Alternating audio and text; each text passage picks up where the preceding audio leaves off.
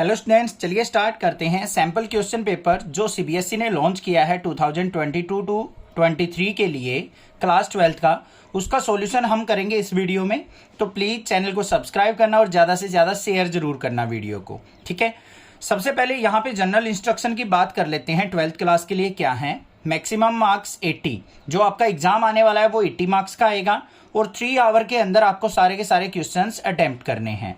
उसके बाद हमारे पास फर्स्ट इंस्ट्रक्शन क्या दे रखी है, this question paper contains 5 section A B C D and E. इस क्वेश्चन के पेपर के अंदर आपको 5 सेक्शन देखने को मिलेंगे, ए बी सी डी ई, और ईच सेक्शन जो है आपका कंपलसरी है। However there are internal choice in some questions. आपको कुछ क्वेश्चंस में इंटरनल चॉइस देखने को मिलेगी, मतलब कोई भी क्वेश्चन नंबर होगा, जैसे क्वेश्चन नंबर 20 है, उसमें 2 क्वेश्चंस मिल जाएंगे आपको और लिखा हुआ, तो कोई भी एक क्वेश्चन उनमें से आप अटेम्प्ट कर सकते हैं।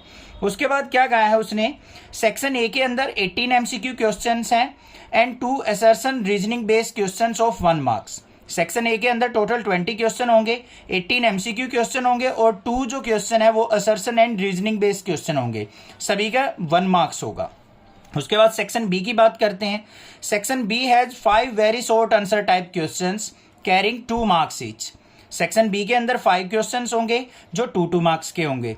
सेक्शन सी जो होगा 6 शॉर्ट आंसर टाइप क्वेश्चन होंगे जो 3 मार्क्स के होंगे। सेक्शन डी के अंदर आपको 4 लॉन्ग आंसर क्वेश्चन देखने को मिलेंगे जो 5 मार्क्स के होंगे।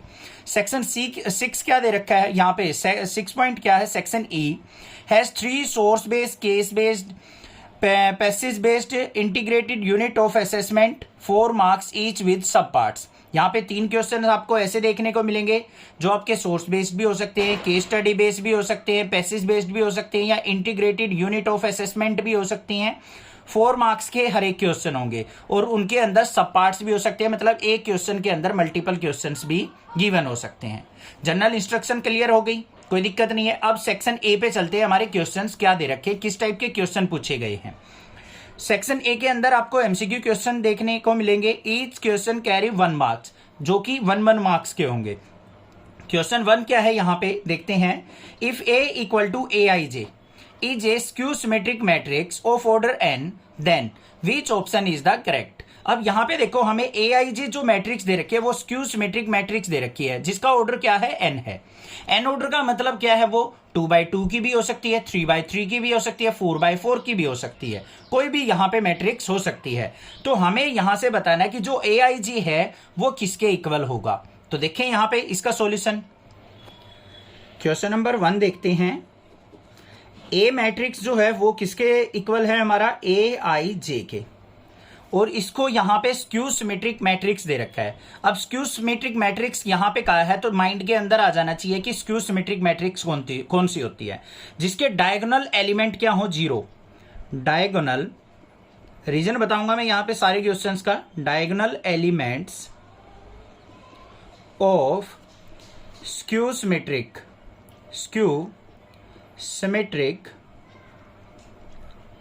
मैट्रिक्स आर 0, क्या होते हैं, 0 होते हैं भाई। तो इसका मतलब हमारी कोई भी मैट्रिक्स हो, 2x2 की हो, 3x3 की हो, तो A11 मान लो 2x2 की है, A12, A21, A22, तो यहाँ पे A11 और A22 जो होंगे वो क्या होंगे, हमारे ऑलवेज 0 होंगे। ऑल डायगोनल एलिमेंट क्या होंगे, हमारे 0 होंगे। इसका मतलब A11 equal to A22 equal to क्या होगा, 0। अब यहां पे आ जाओ ऑप्शंस में, यहां पे ऑप्शन सी देखो बच्चों क्या दे रखा है, A I J equal to 0 where I equal to J. I का मतलब होता है रो, जे का मतलब कॉलम। जब रो और कॉलम इक्वल हो तो हमारा एलिमेंट 0 होगा, यही तो बात है। यहाँ पे आई जे का मतलब रो और कॉलम दोनों 1 1 है, यहाँ पे 2 2 है, दोनों में एलिमेंट की वैल्यू क्या है, हमारी 0। यही चीज उसने कही है, तो ऑप्शन सी क्या हो गया यहाँ पे करेक्ट ऑप्शन। इस तरीके से आप आंसर देख सकते हैं। नेक्स्ट क्वेश्चन नंबर 2 पे मूव ऑन करते हैं। क्या है question number 2, if A is a square matrix of order 3 दे रखी है, 3 ऑर्डर की एक स्क्वायर मैट्रिक्स है, मतलब 3 रोज 3 कॉलम्स हैं, और यहाँ पे ए ट्रांसपोज की वैल्यू दे दी उसने -3, then A into A transpose का मोड इज इक्वल टू किसके होगा। तो देख लेते हैं भाई, यहाँ पे बिल्कुल सिंपल सा क्वेश्चन दे दिया। यहाँ पे सेकंड क्वेश्चन, यहाँ पे हमें क्या दे रखा है, ए जो मैट्रिक्स दे रखी है वो 3 ऑर्डर की दे रखी है, मतलब 3/3 की है, ये बात दे दी एक। तो यहाँ पे ए ट्रांसपोज हमें क्या दे दिया, ए ट्रांसपोज का मोड हमें -3 दे रखा है, और हमें फाइंड आउट क्या करना है, ए इंटू ए ट्रांसपोज। इसको मैं सेपरेट करके लिखूं तो ऐसे भी लिख सकता हूं, मोड ए और इसका ट्रांसपोज। इसका मतलब क्या होता है, determinant of A into determinant of A का ट्रांसपोज। अब यहां पे देखो, डेटर्मिनेंट ऑफ ए जो होता है हमारा, determinant of A always equal to किसके होता है, डेटर्मिनेंट ऑफ ए डैश, मतलब ट्रांसपोज के। जो भी डेटर्मिनेंट ऑफ ए होगा वो ऑलवेज किसके इक्वल होता है बच्चों, डेटर्मिनेंट ऑफ ए डैश के। इसका मतलब determinant of A is equal to determinant of A transpose है। तो यहां पे ए की जगह मैं ए ट्रांसपोज लिख सकता हूं, तो लिख लेते हैं भाई, A transpose into A transpose. A transpose की वैल्यू -3 दे रखी है, तो -3 मल्टीप्लाई -3 कितना आ गया हमारा, यहाँ पे प्लस का 9 आ गया। तो हमारा यहाँ पे क्वेश्चन 2 के अंदर क्या हो जाएगा, option A is the correct option. बात क्लियर हो गई भाई। नेक्स्ट मूव ऑन करते हैं क्वेश्चन नंबर 3 के अंदर। Area of a triangle with vertices A B C is given by, कोई भी ट्रायंगल है ए बी सी, उसके वर्टिसेस दे रखे हैं हमें ए बी सी यहाँ पे, तो उसका एरिया क्या होगा, कौन से फॉर्मूले से डिनोट होगा वो देखना है। तो यहाँ पे हम क्या करेंगे, क्वेश्चन नंबर 3, यहाँ पे हम मान लेते हैं एक ट्रायंगल बना लेते हैं भाई अपनी मर्जी से। इसके वर्टिसेस रख लिए हमने ए बी सी, ए से बी, ए से सी, तो यहां पे क्या हो गया हमारा, ए से बी हो गया, ए से सी वर्टिसेस हो गया, और बी सी जो है किसी भी तरफ हो सकता है, बी से सी बी, सी से बी बी, इसी तरीके से होती है हमारी ट्रायंगल। अब यहां पे हमें क्या करना है, यहां पे कनेक्टेड वेक्टर है ए बी और ए सी, तो ये वेक्टर कौन सा हो गया, ए बी वेक्टर, और ये वेक्टर क्या हो गया, ए सी वेक्टर, एक ही सिंगल पॉइंट से कनेक्टेड है। तो इसका एरिया वैसे देखो तो मैं क्या होगा, 1/2 mod of A B cross A C, यही तो होता है area of triangle, half of A B cross A C के इक्वल। तो यहां पे हम देख लेंगे हमारा ऑप्शन कौन सा है, B option is the correct option. वैसे भी देखो यहाँ पे 1 है, यहाँ पे 1/4, यहाँ पे 1/8, 1/2 किसी में भी नहीं है, तो हमारा ऑप्शन बी बचता है, तो आंसर बी क्या हो जाएगा हमारा, करेक्ट। बट हमें तो रटना नहीं है भाई, हमें तो पता होना चाहिए कि दोनों के दोनों वेक्टर जो कनेक्टेड वेक्टर होंगे सेम उसमें, उन दोनों वेक्टर्स को हम क्या लेंगे, आपस में क्रॉस प्रोडक्ट में लेंगे। बात हो गई क्लियर, कोई दिक्कत नहीं होनी चाहिए। नेक्स्ट मूव ऑन करते हैं क्वेश्चन नंबर 4 के ऊपर। Value of K for which the function F X equal to 1 minus cos 4x by 8x square if X not equal to 0, if X equal to 0 then K is continuous at X equal to 0 is. यहां पे हमें क्या बताना है कि हमारा function जो है कॉन्टिन्यूस होना चाहिए, तो हमारे के की वैल्यू बतानी है कि के की वैल्यू क्या होगी। अब कॉन्टिन्यूस फंक्शन के लिए हमारा क्या कंडीशन होती है भाई, वो यहां पे हम यूज करेंगे। क्वेश्चन नंबर 4 देख लेते हैं। कॉन्टिन्यूस फंक्शन में सबसे पहले देखो हमें फंक्शन क्या दे रखा है, F X equal to 1 minus cos 4x upon में 8x स्क्वायर। कब है ये, if x not equal to 0, अगर x की वैल्यू 0 नहीं है तो आपको ये फंक्शन यूज करना है, और x इक्वल टू 0 है तो हमारा फंक्शन क्या होगा, k कांस्टेंट होगा। ऑन कॉन्टिन्यूस कंडीशन पे क्या होता है बच्चों, limit x approaches to 0 fx equal to limit x approaches to 0 plus fx equal to limit x approaches to 0 minus fx। तीनों के वैल्यूज क्या होनी चाहिए, हमेशा इक्वल होनी चाहिए, तभी हम क्या कह सकते हैं हमारा कॉन्टिन्यूस फंक्शन है। ठीक है ना भाई। यहाँ पे कॉन्टिन्यूस की स्पेलिंग गलत है, कहीं आप कमेंट करके बोलो, NUOUS आएगा, NUOUS। तो भाई मैथ है, कोई दिक्कत नहीं, हो जाती है, कोई दिक्कत नहीं है। तो यहां पे हमारा क्या होना चाहिए, एफ एक्स 0 पे, 0 प्लस पे और 0 माइनस पे, तीनों क्या होनी चाहिए, इक्वल होनी चाहिए। तो भाई यही चीज हमें करनी है, limit F X equal to 0। जब हमारी लिमिट एक्स इक्वल टू 0 होगी, एक्स इक्वल टू 0 पे हमारा फंक्शन क्या हो जाएगा, एफ एक्स इक्वल टू किसके आएगा, के। ठीक है। दूसरा, 0 प्लस हो या 0 माइनस हो, तो मतलब 0 नहीं रहेगी एक्स की वैल्यू, 0 प्लस मतलब 0 से थोड़ी ज्यादा वैल्यू, 0 माइनस मतलब 0 से कम वैल्यू, तो हमारा फंक्शन कौन सा यूज होगा, ये वाला फंक्शन यूज होगा। तो यहां पे हम क्या कर लेते हैं, लिमिट कोई भी ले लो, x अप्रोचेस टू 0 प्लस, तो यहां पे हमारा फंक्शन कौन सा हो जाएगा बच्चों, 1 माइनस कोस 4x अपॉन में 8x स्क्वायर। यही होगा या नहीं होगा, इसको सिंप्लीफाई कर लो। 1 माइनस कोस 4x किसके इक्वल हो गया, 2 साइन स्क्वायर 2x, फॉर्मूला हो गया हमारा। अपॉन में 8x स्क्वायर को क्या लिख सकता हूं मैं, 2 इंटू 4x स्क्वायर लिख सकता हूं। 2 से 2 कट गया, तो यहां पे limit x approaches to 0 plus और साइन स्क्वायर 2x अपॉन में साइन स्क्वायर 2x, और 4x स्क्वायर को क्या लिख सकते हैं बच्चों हम, 2x का स्क्वायर लिख सकता हूं यानी। तो ये किसके इक्वल हो गया मेरा, साइन 2x बाय 2x इसका कंप्लीट का स्क्वायर। अब लिमिट x अप्रोचेस टू 0 है, 0 प्लस है, तो साइन 2x बाय 2x क्या हो जाएगा हमारा, 1 के इक्वल, और 1 का स्क्वायर 1। तो यहां पे क्या आ गया हमारा सॉल्यूशन 1 आ गया। लिमिट पता होगा ना, x अप्रोचेस टू 0 प्लस का मतलब क्या होता है, नियर अबाउट 0। तो साइन x बाय x क्या होता है हमारा, 1 होता है। तो यहां पे sign 2x by sine 2x है, तो ये 1 हो गया। तो यहां पे इसको कंपेयर करेंगे, दोनों इक्वल होने चाहिए, तो k इक्वल टू क्या हो जाएगा 1। k इक्वल टू 1 की कंडीशन में हमारा क्या होगा, फंक्शन कॉन्टिन्यूअस। तो सी आंसर क्या हो गया हमारा, फोर्थ का करेक्ट ऑप्शन। क्लियर हो गया। नेक्स्ट मूव ऑन करते हैं क्वेश्चन नंबर 5 के ऊपर। क्वेश्चन नंबर 5 के अंदर क्या दे रखा है, if F dash X equal to X plus 1 by X then F X equal to, derivative दे रखा है, हमें डेरिवेटिव से फंक्शन निकालना है। अब भाई यहां पे सिंपल सी बात है, देखो क्या है क्वेश्चन नंबर 5, अगर आपके पास कोई फंक्शन है एफ एक्स, ठीक है भाई, अगर आप उसका डेरिवेटिव करते हो तो क्या आएगा, एफ डैश एक्स। अगर आपको वापिस इस पे जाना है तो आपको क्या करना पड़ेगा, इंटीग्रेशन। अगर फंक्शन एफ एक्स से एफ डैश एक्स निकालना है तो आपको क्या करना पड़ेगा, डेरिवेटिव। ये चीज आपको पता है या नहीं पता है, बिल्कुल सिंपल सी बात है, आपको पता है इंटीग्रेशन और डिफरेंशिएशन आपस में अपोजिट होते हैं। किसी फंक्शन का हम इंटीग्रेशन कर देंगे तो वापस वही फंक्शन आ जाएगा जो हमारा ओरिजिनल फंक्शन था।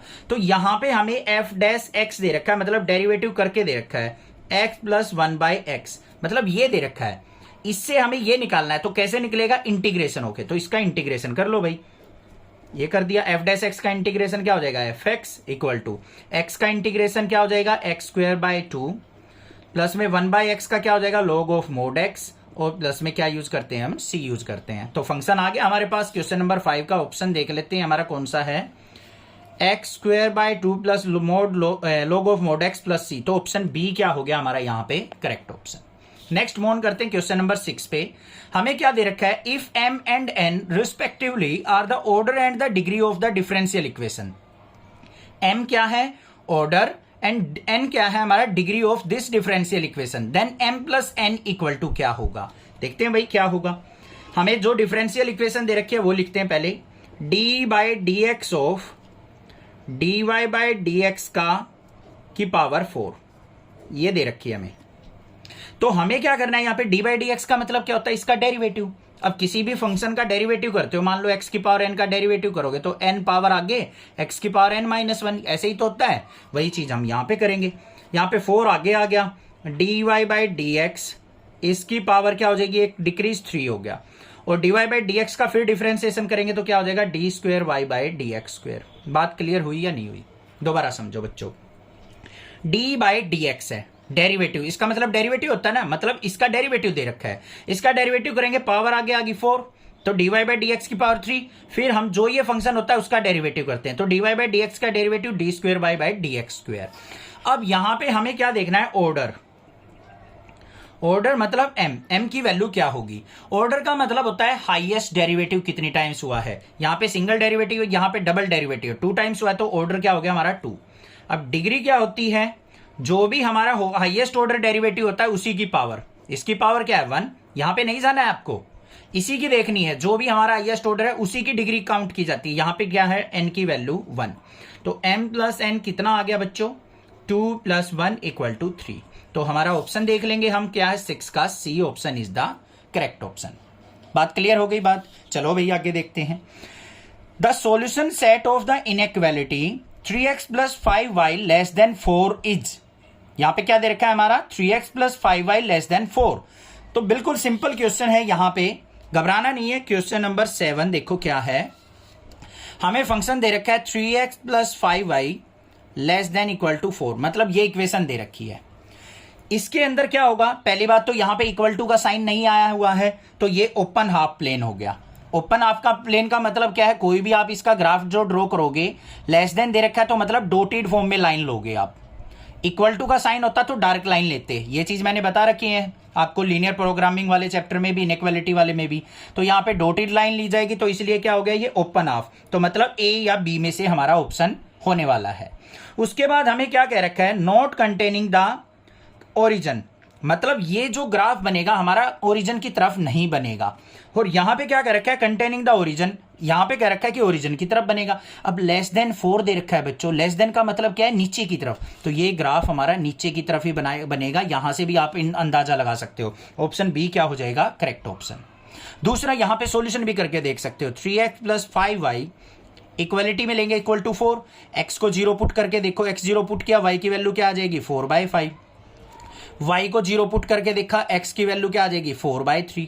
इसको आप प्लॉट कर लो, प्लॉट करोगे इसी तरीके से ग्राफ आएगा, लेस देन 4 है तो ये नीचे की तरफ ही आएगा टूवर्ड्स ओरिजिन, तो ये ओरिजिन की तरफ ही जाएगा और ओपन हाफ होगा, तो बी आंसर हो गया हमारा।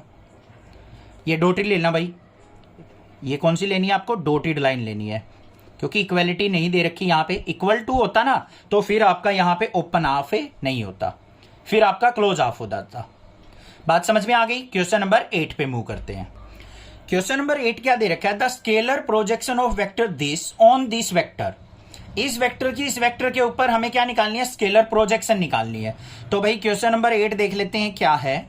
ए वेक्टर हमारा क्या है 3i माइनस जे माइनस 2k, और बी वेक्टर हमारा क्या है i plus 2j minus 3k। ये हमारा ए वेक्टर हो गया, बी वेक्टर हो गया।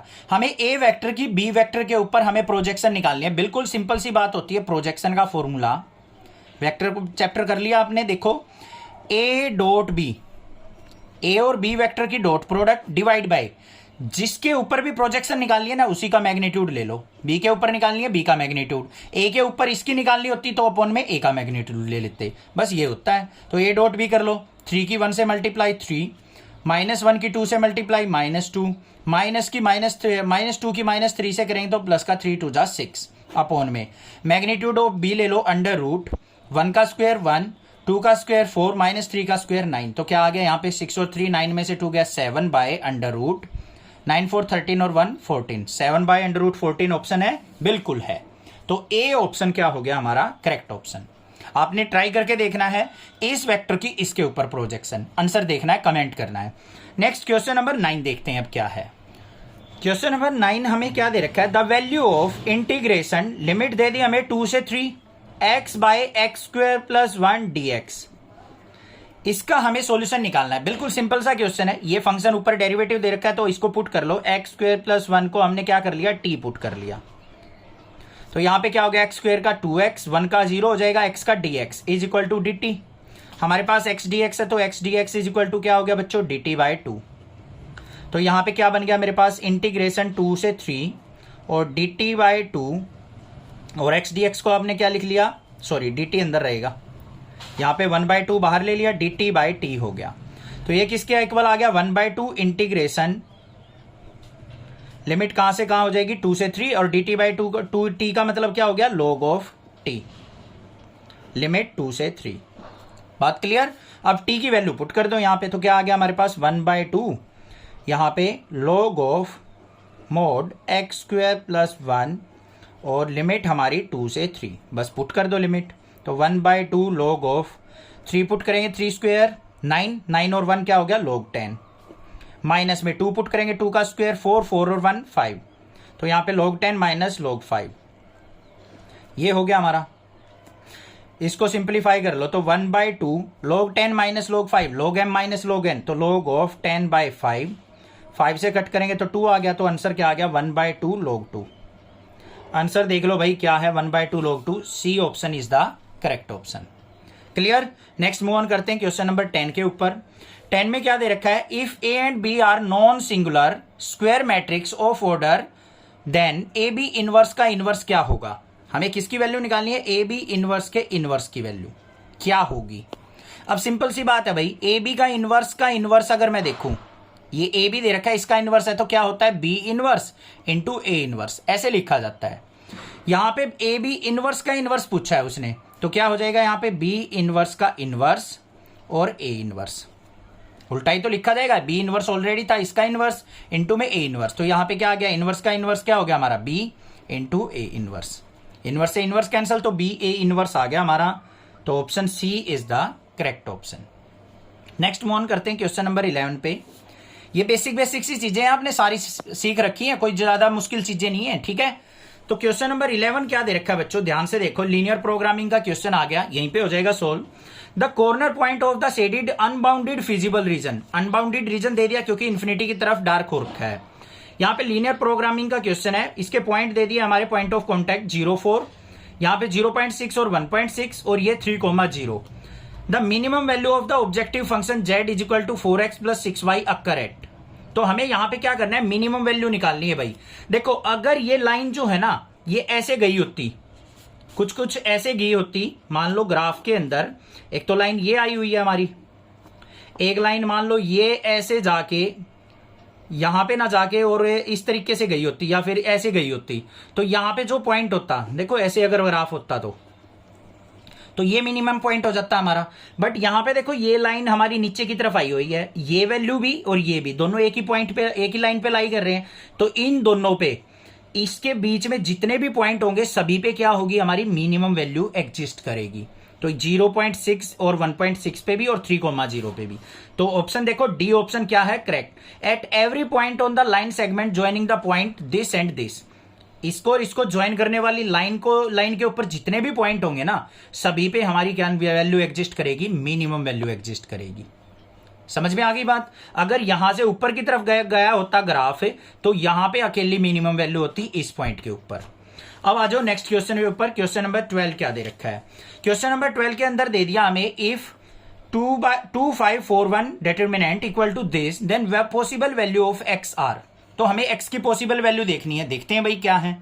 ये हमें डिटरमिनेंट दे रखा है, यहां पे इसको सिंप्लीफाई कर लो, 2 की 1 से मल्टीप्लाई 2 माइनस 5 4 जा 20 इक्वल टू 2x की x से मल्टीप्लाई 2x स्क्वायर, 6 4 जा, यहां पे क्या हो जाएगा माइनस में 24, सिंप्लीफाई कर लो, 2 माइनस 20 क्या हो गया माइनस का 18 is equal to 2x square minus 24, इसको इस तरफ लेके आएंगे तो minus 18 plus 24 equal to 2x square.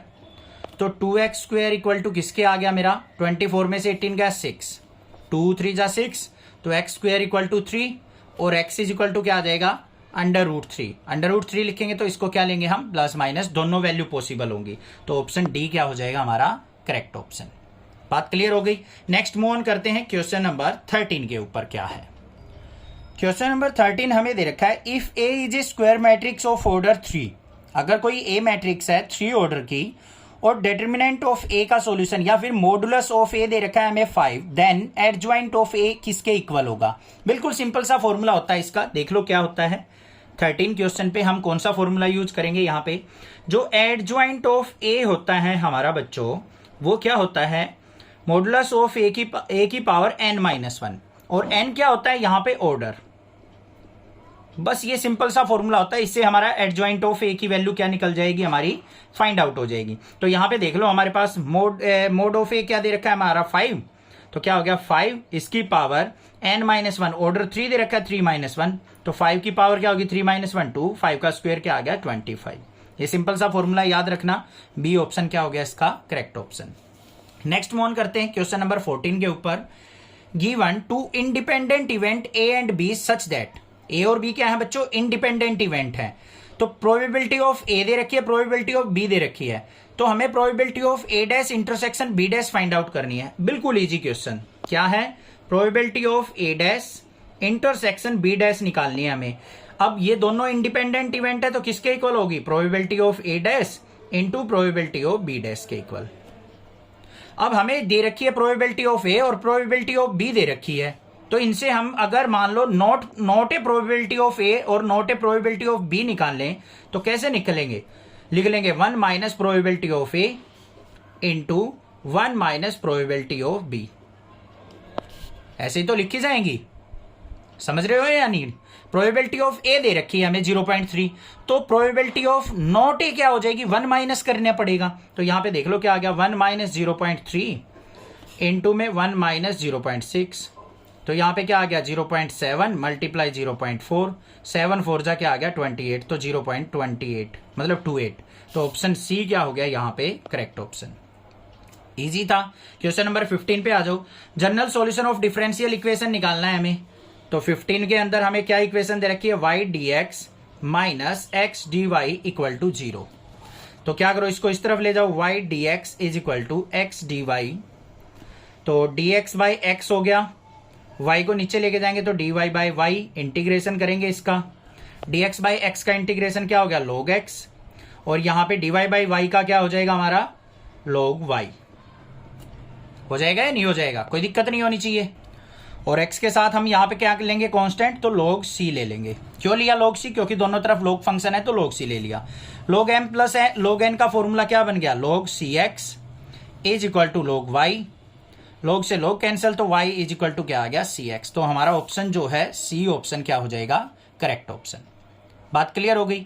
Next move on करते हैं क्वेश्चन नंबर 16 के ऊपर। इंपॉर्टेंट क्वेश्चन है ये, अच्छा क्वेश्चन दे रखा है, देखते हैं क्या है। क्वेश्चन नंबर 16 के अंदर हमें दे रखा है y equal to sine inverse x। तो हमने क्या प्रूव करना है, यहाँ पे क्या देखना है कि इसकी वैल्यू किसके इक्वल होगी। y2 का मतलब होता है डबल डेरिवेटिव, पता है ना आपको, बता रखा है इंट्रोडक्शन के अंदर। तो हमें 1 minus X square into y2 की वैल्यू बतानी है क्या होगी। y1 का मतलब होता है सिंगल डेरिवेटिव, y2 का मतलब होता है डबल डेरिवेटिव। तो पहले सिंगल डेरिवेटिव निकालेंगे भाई, dy by D X equal to sine inverse x का क्या हो जाएगा 1 by under root 1 minus X square, simple था। अब हमें इसका डबल डेरिवेटिव करना है। डबल डेरिवेटिव के लिए क्या करेंगे, dy बाई डी एक्स को हम मान लेते हैं y1 या फिर y dash. y1 is equal to क्या हो गया 1 by under root 1 minus X square, इसकी इससे multiply y1 into under root 1 minus X square equal to 1। यहाँ पे u इंटू वी का हम फंक्शन फॉर्मूला लगा लेते हैं। तो y1 का डेरिवेटिव क्या हो जाएगा y2, और ये हमारा एज इट इज, फिर प्लस में y1 एज इट इज, इसका डेरिवेटिव करेंगे तो 1 by under root 2 under root 1 minus X square, यही तो होता है अंडर रूट एक्स का 1 बाई 2 रूट एक्स। तो y1 एज इट इज, इसका क्या हो जाएगा 1 by 2 under root 1 minus X square, और माइनस एक्स स्क्वायर का क्या हो जाएगा यहाँ पे माइनस का 2x इज इक्वल टू 1 का क्या हो जाएगा हमारा 0। समझ में आ गई बात, दोबारा बता देता हूं एक बार। यहां पे मैंने क्या किया, इसकी इससे मल्टीप्लाई कर ली, दो फंक्शन हो गए y1 into under root 1 minus X square, U into V लगाएंगे, y1 का डेरिवेटिव y2, ये फंक्शन एज इट इज, फिर प्लस में y1 एज इट इज, इसका डेरिवेटिव करेंगे under root 1 minus X square का, तो 1 by under root 2 under root 1 minus X square, और माइनस एक्स स्क्वायर का माइनस 2x। अब इसको सिंप्लीफाई कर लो भाई, यहाँ पे 2 से 2 कट गया, तो y2 under root 1 minus X square equal to, इसको इस तरफ लेके जाएंगे तो क्या हो जाएगा xy1 अपॉन में under root 1 minus X square. ठीक है भाई, हमें देखो किसकी वैल्यू चाहिए y2 into 1 minus X square की, तो इसको क्या करो under root 1 minus X square से इधर भी मल्टीप्लाई, और under root 1 minus X square से इधर भी मल्टीप्लाई, कोई इफेक्ट नहीं पड़ेगा, ये कैंसिल आउट हो गया।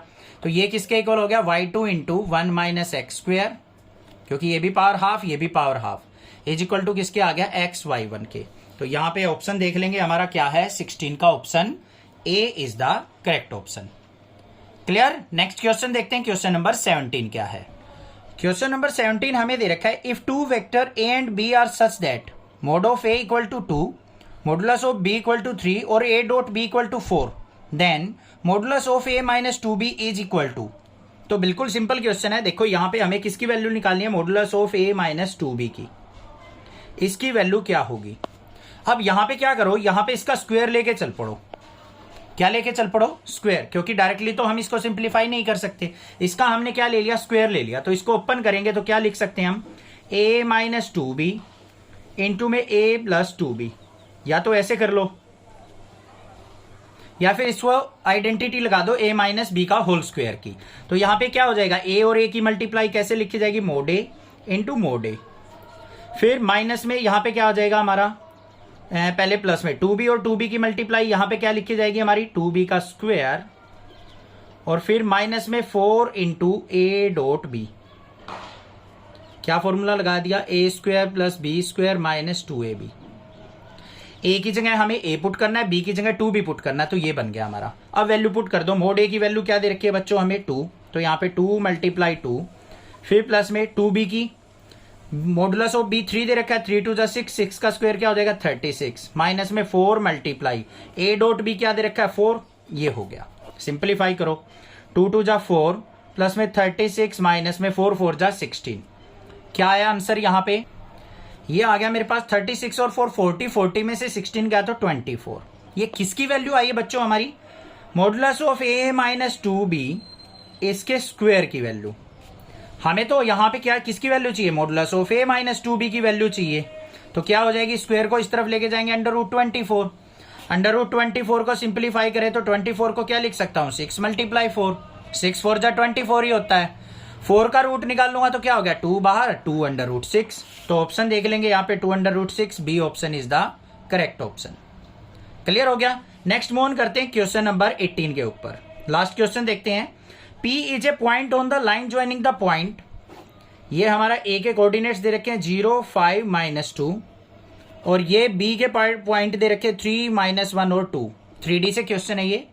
इसके ऊपर कोई भी पॉइंट है P, if the x coordinate of P is 6, इसका x कोऑर्डिनेट 6 दे रखा है, y और z कोऑर्डिनेट हमें नहीं पता भाई, तो ये z कोऑर्डिनेट हमें बताना है क्या होगा। बिल्कुल सिंपल बात है, अगर दोनों पॉइंट दे रखे हैं तो जो लाइन ज्वाइनिंग के ऊपर पॉइंट है तो ये पॉइंट हमें निकालना है, तो इक्वेशन बना लो, x माइनस x1 होता है अपॉन में x2 माइनस x1, यही तो होती है, ऐसे ही तो चलती है equation, equal to y minus y1 upon में y2 minus y1 equal to z minus z1 upon में z2 माइनस z1, ऐसे ही तो होती है इक्वेशन, बना दो भाई।